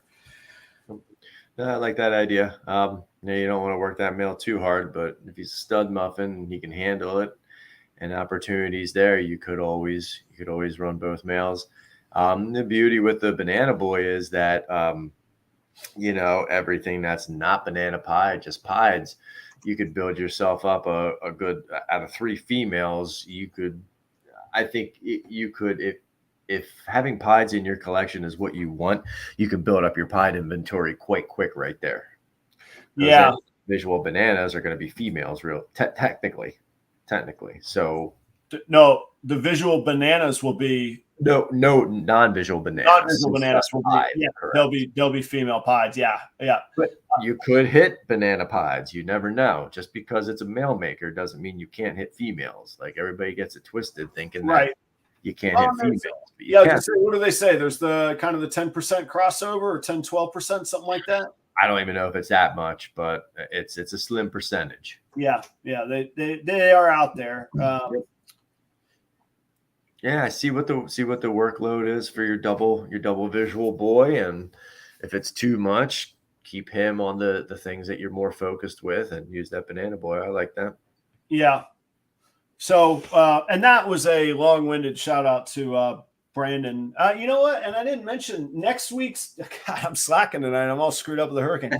Next week's guest is Brandon Nixon. So, if you like his input tonight, stick around next week. I'm not sure particularly the topic of what we're going to get to. We'll figure out some ideas this week. But yeah, next October 4th. I am not a Star Wars guy, so the May the 4th stuff is not that exciting to me. I am, however, a dad joke, bad pun guy, and I'm so excited for a show to fall on 10/4. All the good buddy trucker jokes are coming out on next week. Okay, so that's my there you go. There's my 10/4. There's the very first one. So any of you dad joke connoisseurs, be sure to tune in next week. I'll work on that for y'all. All right. We are in the home stretch. We got 3 more to go here. 3 more. These are all Pied Project related. Juno raised her up as a hatchling. Juno. She's a visual lavender. She is 66% het pied, according to the good gentleman that I bought her from. And let me tell you, 2 years ago when she was a hatchling, I didn't know a good breeder from a not good breeder. So I could learn a hard lesson. But he is still breeding. He still has very good ratings on Morph Market, and he's still out there. So unless he was just really trying to cash in on that one time on Adam, he seems to be in pretty good standing that this would potentially be 66% het pied. She, of course, I have plans to go to the visual lavender het pied male that I have. Question being, should he decide not to go, then what do we do with this visual 66% het pied? Visual lavender 66% het pied. I think she's another one you need to get a shed off tested, because that's going to help you really determine. I mean, yeah, you don't want to put her to the 2 visual males. They're pretty backed up enough, and you don't want banana lavenders. No. OD het pied. There's that possibility. Yeah. The other idea, but we could go down the double het, and then I can wait and see if she proves later on pied kind of deal. I could go. I've got several other visuals. We could do clown, double het clown lavender option, which is kind of cool. Right. Something like that. Oh, but yeah, you're right. I mean, my primo guys that I'm excited about are just starting to get really loaded up. Because really a neat thing would be, one of the visual pieds, try and prove her. If not, at least the babies are 100% double het. Yeah. That we know. So yeah. Well, yeah, and I don't want to put a banana with her, so then we're back to the super pastel pied hypo. Right. Yeah, and then that's true. I mean, if you find out if she's 100% or not, that could make a difference too. Like Brandon was saying, acid and lavender looks good too, but then how many other females is he guaranteed to go to? He could always be a backup. But if you really enjoy the lavender clown stuff, then that's something you think you're going to work in the future. Yeah, as a number 2 plan, that would be cool. Because the Enchi clan would be beautiful. Enchi and lavender, you're right back at that girl in the beginning we were discussing with the Starburst project. Right. I got that other first-year breeder, Kumba. He's het pied. Right. Hedge some bets, slap him in there, but he's a first-year small guy too. Mm-hmm.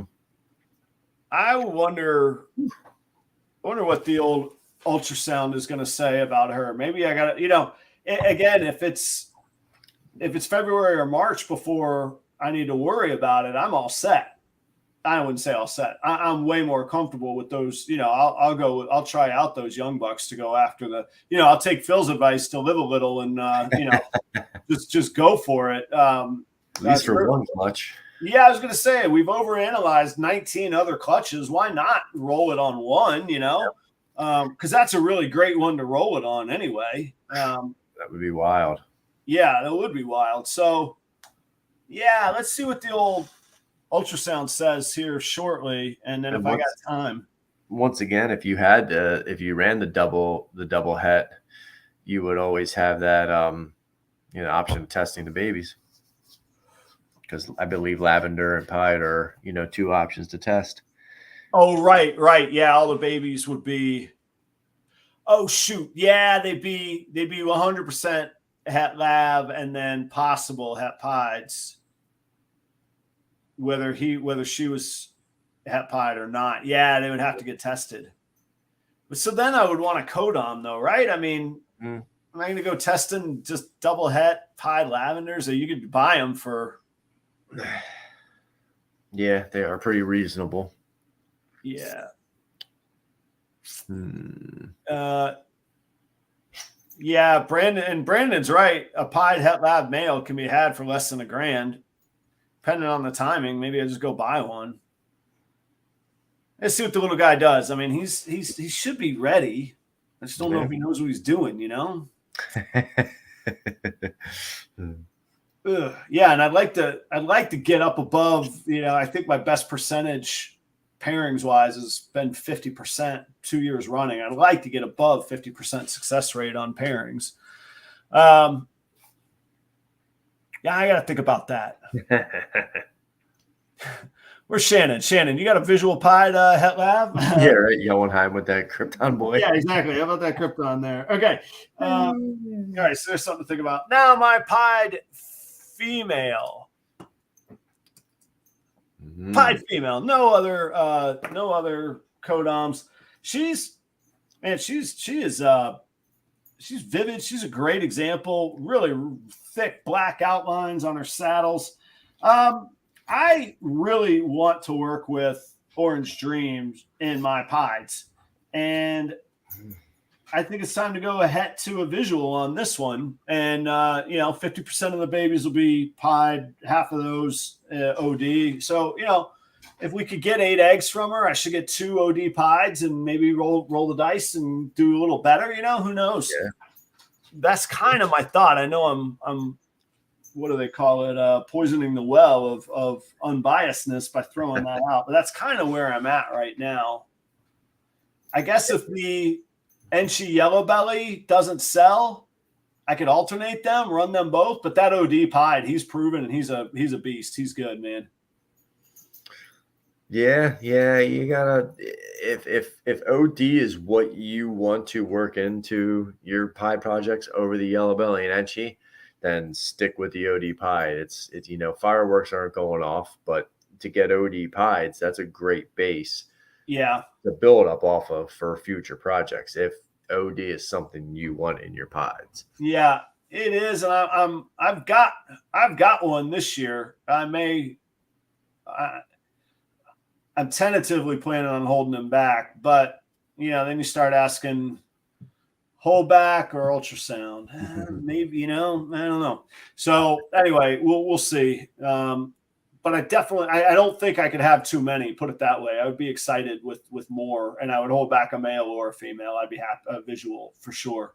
So what's that? Or there we go. This is what I like. Or do you pair to one of your proven boys that are visual pieds and produce a whole clutch of animals that you can sell and buy a female OD plus something. So you can make a whole clutch of banana pieds and sell the whole clutch. And let's just say, figuratively speaking, you make $2,000.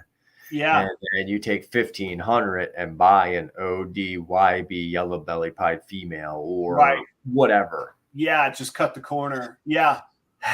Or do you run your hypo pied and get all pieds 100% pastel hypo and sell all them? And, same thing. Go buy a banger female instead of just producing an OD pie female. Yeah. Sorry, I'm reading a couple comments here.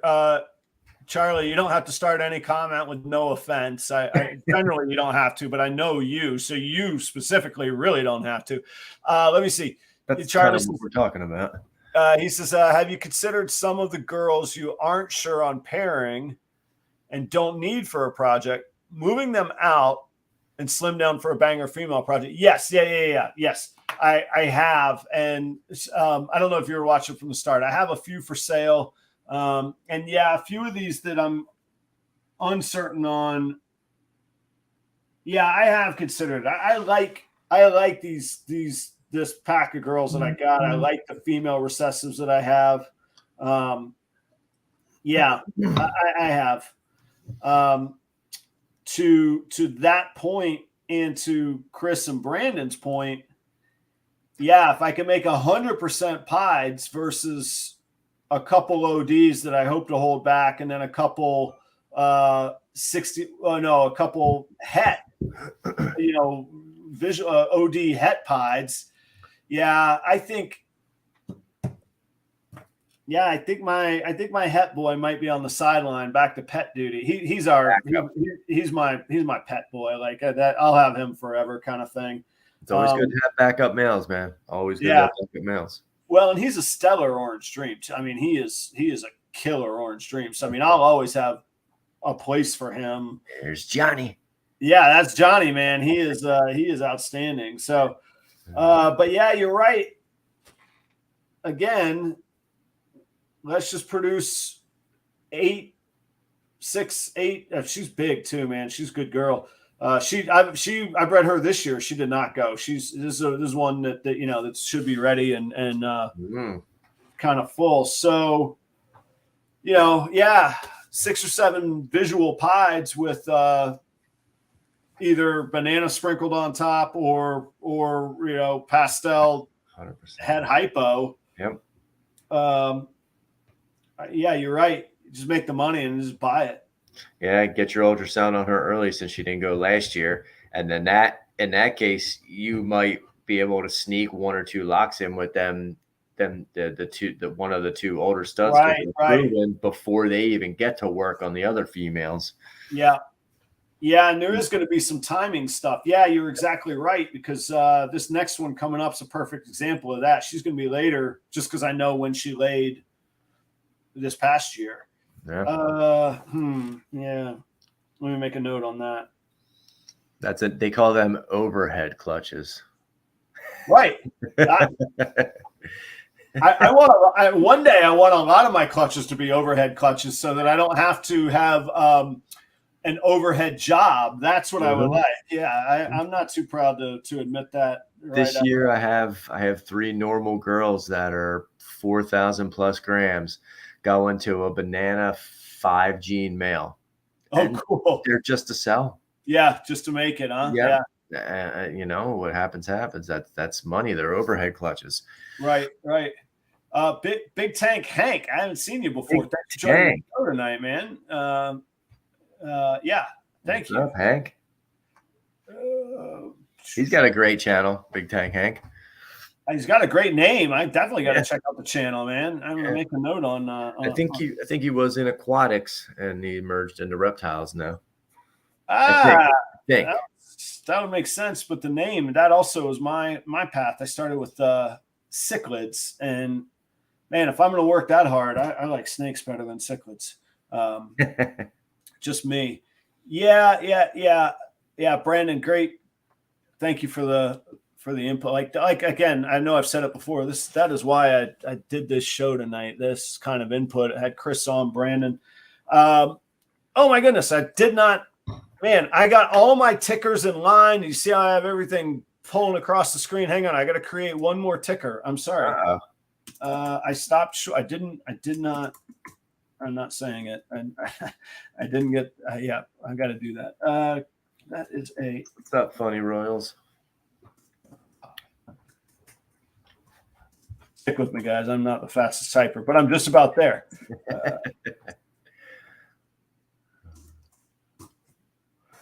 Kike, who else is in there? Boom. Kike, you got your generator running?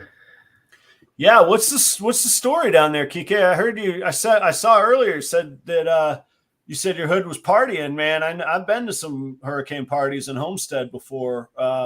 He is down there. Yeah, my mother lived in Homestead for quite a long time, so I spent a lot of time there in Homestead. But all joking aside, I hope that you're doing well. But I guess if you're hanging out on Proper Royals chat, I guess everything isn't too crazy there. I think it was going to skirt, though, quite a bit west of Homestead. I think he's in kind of a similar situation I am. Lots of rain and surge. Yeah, headache mostly. I don't know. There were some areas of Homestead that'll flood, some that don't. So I hope you're clear, Kike, and I hope all is well for you, man. With his positivity, he'll be high up on a mountain, man. You're damn right about that. Yeah, you got that right. All right, let's take this home on the home stretch here. So this girl, her name is Kalani. I bought her as a hatchling quite some time back. She is a proven breeder female. She is proven het pied. She gave me good eggs this year, and she gave me pieds this year. She was not sold to me as possible VPI Xanthic, but when she arrived, the breeder said, "Oh, you know what? She might be V." I didn't. He goes, "I couldn't charge you for it, but she's possible VPI as well." I said, okay. I don't know that I want to act on that yet, but I might. You guys have swayed me on several insights tonight. So what do we do with this girl? I, of course, had her initially slated with the double visual super pastel pied. Yeah, I mean, I'd love to see that Xanthic proved out so you can know her true value and quality in the future. Yeah, I don't have a visual Xanthic to put to her, so it would be a head-to-head situation or a testing situation. Kike, I'm glad to hear that you're well, man. Just all thoughts and care for you, and I hope it stays that way for yourself and for a whole lot of people, and myself included, for sure. Yeah, I mean, with the het pied, I got to go with one of the visuals, I think. Yeah, it's not going to hurt. Definitely not going to hurt. Leopard and pied always gave me trouble in spotting. I've never hatched a leopard pied. I wouldn't know the first thing to look for to get pied to get leopard out of pied, because every time I see a leopard pied, I'm like, all right, what's telling you that? Right. So, yeah. And Brandon says, hey, give it the old triple het, see what happens. I mean, it would be a het to het. But Chris, I'm with you though. I see her more as she's a great leopard. I tell you what, man, the leopards that weren't pieds that she produced are stellar looking. Those I just put on my Instagram lately. They were great. But I mean, I'm breeding her for the recessive part of it, and I agree with you. Leopard pied is a bit of a hard spot in there, but she's kind of a vessel of the pied. You know what I'm saying? So, right. Yeah, I don't know if. Well, actually, wait a minute. The banana leopard pied that'd be pretty cool. They would be pretty cool. And once again, you can be able to see the leopard in it. Hopefully the banana will show it a little bit more. Right. And hopefully we'll see some of those purples a little bit, maybe. You would think they'd be a lot deeper. Yeah, your black should be a lot darker. And, once again, is that just another, that could be just another possible holdback if you would hit a female or something like that. But, right. I mean, you're not going to keep a banana leopard visual pied male. But no, right. No, I don't think so. I mean, I could always be convinced depending what he looks like, but probably not. Right. So that's a tough one. I mean, unless leopard was something you wanted to get into a multi-co-dom or something, forget about the hets and just use her as a leopard female. If there was something that you were so set on getting leopard into, like if you loved leopard enchies or leopard, ODs, that could always be an option. You could roll the dice and let Johnny get there and hit an OD leopard pied. Well, and I think I did this year, or there's been opinions that I did. I bred her to like every hat and every pied that I had this year. So I've got several opinions out there, but strong opinions.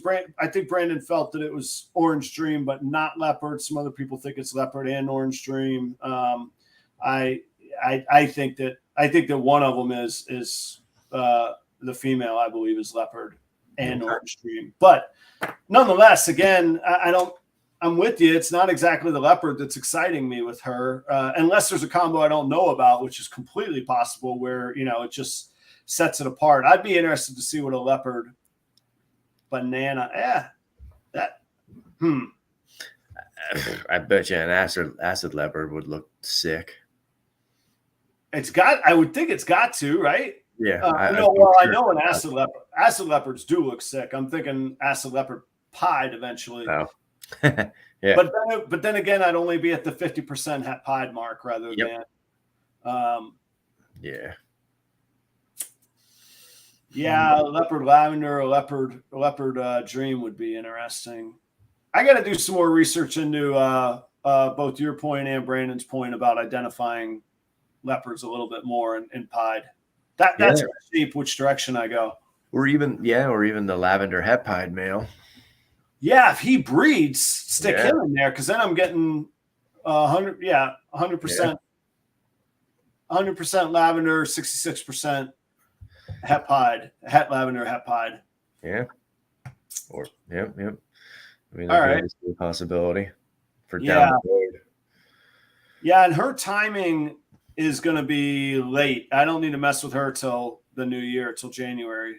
Okay, so yeah, he might be good. Hit a visual pied, 100%, or a visual leopard pied. Yeah, that could be a possibility for the long run. Yeah, I think I just need to leave him alone and get him eating, because I think I got a couple months on that little guy. Okay. And you have what's that one? Yellow belly enchi. That'd be het to het.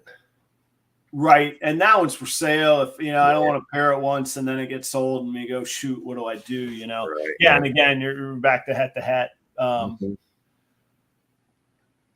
Yeah, I'm gonna let her be. I've got some serious time till she's gonna be ready to even start pairing again. I might see where some of these shape up. And as I always say, man, you never know when opportunities knock or when something comes along where you go, oh, well, now I got that and I didn't. So, yeah. Okay. Well, guys, thank you all for the input. Let me take this off the screen so we can have a normal looking, conversation. There we go. Yeah, I'm going to rewatch that. And those of y'all that hung out through it, thanks so much for the input. Thanks so much for participating. And I hope, I don't know, to me, this feels like an episode that was just packed with information and knowledge and education. Like I'm going to go back and just retake. I already took, I took copious notes. You can see my handwriting all over it, and then more over here. But I'm going to rewatch this. There's so much to consider, and to me, it's how I learn the best is doing it, jumping in. I don't want to do it, and I don't want to jump in and endanger animals or endanger myself. Like I wouldn't just jump into parachute, jumping. But you know what I'm saying? Like this is great, and learn from the people around you, and seek out knowledge and information. Man, this is fantastic. So next week, Brandon Nixon from Nixon Reptiles. He's been in the chat tonight. Brandon, thank you so much for the input tonight. I want to see some sunsets next week too, Brandon. Oh yeah. Yes, there we go. There, Chris just made the promise for you. Brandon Nixon next week.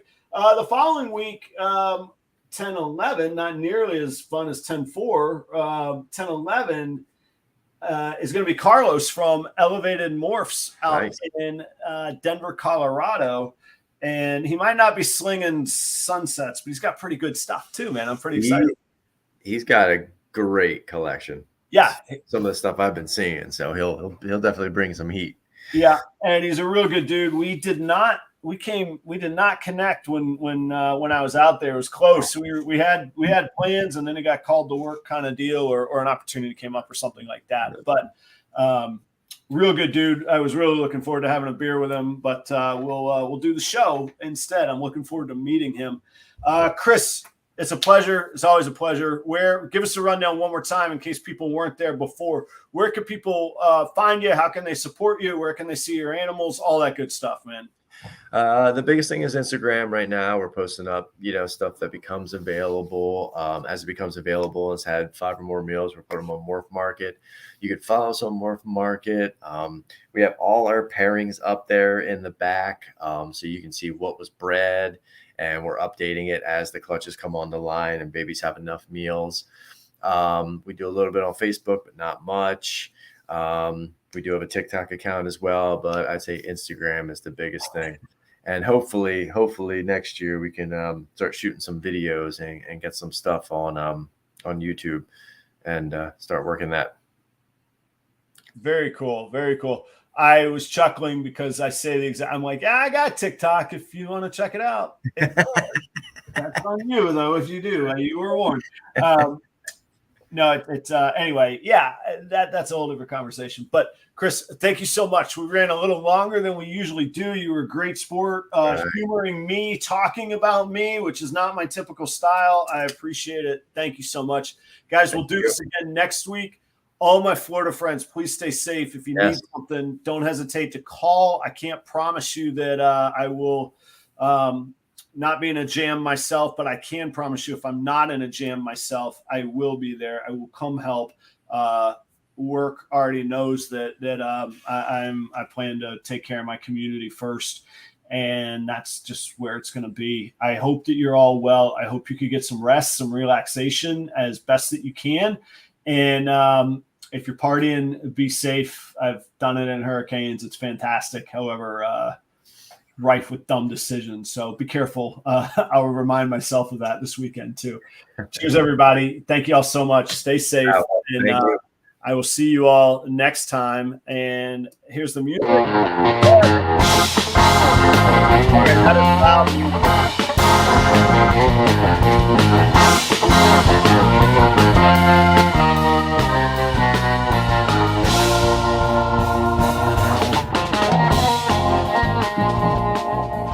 Good night.